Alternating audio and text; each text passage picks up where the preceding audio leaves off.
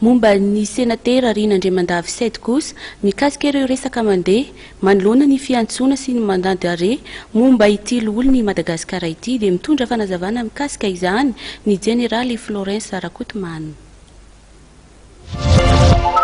Mbola eo amin'ny tsingan'ny fanadihadiana ny raharaha sénatera Rina Andriamandavy 7 amin'izao fotoana izao ary tsy mbola misy ny fiantsoana teny anivon'ny Gendarmerie-Pyrénées ity sénatera ity.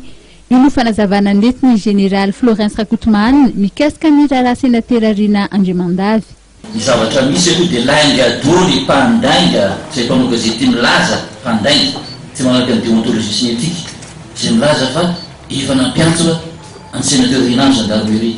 Kasany izay mandat d'arrêt zay dia misy belatana ny enquête section de recherche criminelle ny fiadana no nanaterana ny soit transmettre cour na procureur général cour d'appel ary efa nanomboka ny enquête tamin'ny anankiray dia mbola mpanaovana azy zareo. Io hoe na SMM izy mametraka plainte dia tsy magistrat azy resy le plainte fa na partie civile azy.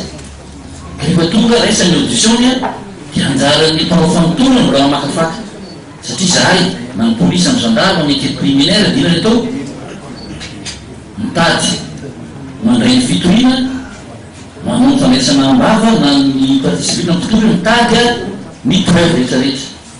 Dia mbola amin'izay zany ny enquête amin'izao fa tsy hoe taray tereko masaka ny voloko zaza votonga plainte dia sy mbola voatena misy ambonina avetrana dia fatsy revocation fa mbola misy enquête lavalava amin'io zay misy fa lainga ny filazana fa misy convocation napetraka gendarme natany ny sénateur Andriamandavy na nametraka tany vadiny na tany antranony. Ny filohan'ny syndicat ny mpitsara malagasy Fanir Genève no nitory ny olona Rina Andriamandavy 7 noho ny fanalambaraka sy fandrahonana ho faty tamin'ny alalan'ny tambazotra tserasera.